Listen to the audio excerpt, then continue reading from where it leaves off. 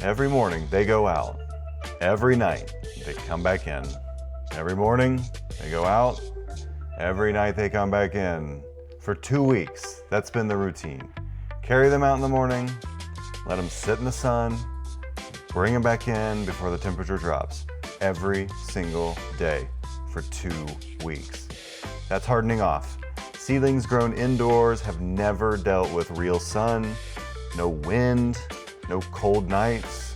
You can't just set them outside and walk away. They either burn, they'll dry out, or they'll stall.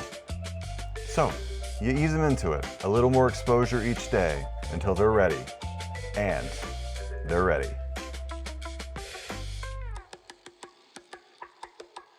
All right, so we're finally here. It's transplant day. Okay, so this is the bed we're gonna be using here. These are all the peppers we're gonna be transplanting. So this is all gonna be peppers, no tomatoes or anything else in here. Maybe an occasional flower. But I've opened up these beds so I can make more room. So I've got all my basil here. And then I've opened this one here so I can get my ground cherries in. So most things have been transplanted. We'll do a tour. But these are gonna be my kind of monsters. These two, we've got sunflower, have already sprouted.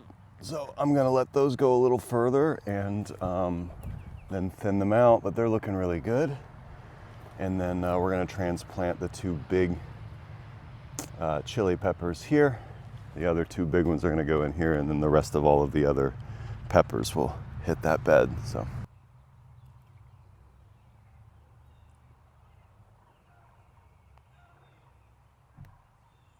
this one's got kind of a mixture of everything, but it's a lot of just natural local soil mixed in with compost and kelp meal, and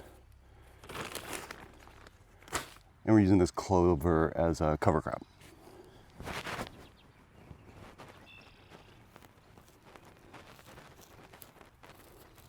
And then I'm just going to tease the roots a little bit before I add myco to the hole and the roots. I haven't been doing this with every single plant, but the big ones I'm trying to make sure that I'm really babying them.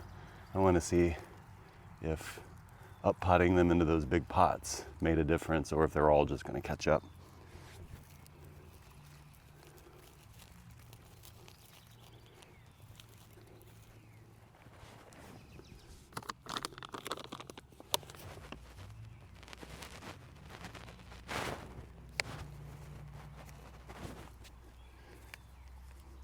Whoops. Too much.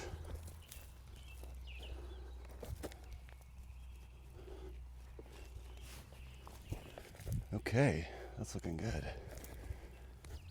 And then I'm gonna use what I pulled out, try to stuff that stuff in between, push it in, and then I'm not gonna worry too much about the microgreens. We'll replant those. That's kind of the point.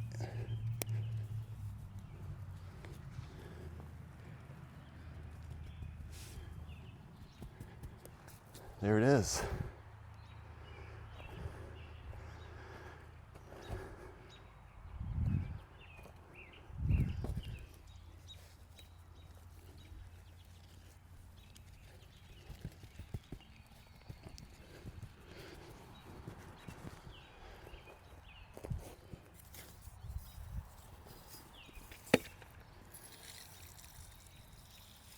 And then I'm just gonna water real nice and deep.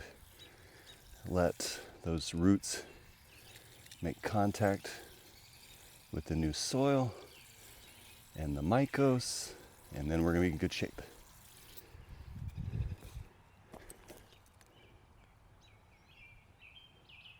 Pretty good drainage here too.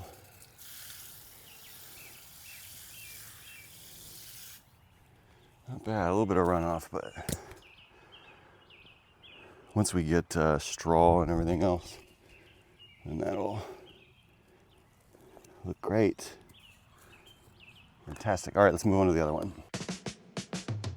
These are my New Mexico style green chilies that I am growing a ton of, but these two I am going to be babying, totally babying. These other ones, these are all green chilies I'm working on. I'm adding potting soil because I washed all the soil away from the roots, so don't mind that. These were all in varying size pots or even solo cups, so we're gonna kind of see what catches up and what doesn't, because they've all been treated the same except for pot size. The middle row has a few more big gems and solo cups and some poblanos, and then the third row has a Thai, 2 Jupiters, a Santa Fe Grande, make that 2 Santa Fe Grandes, and a no-heat habanero.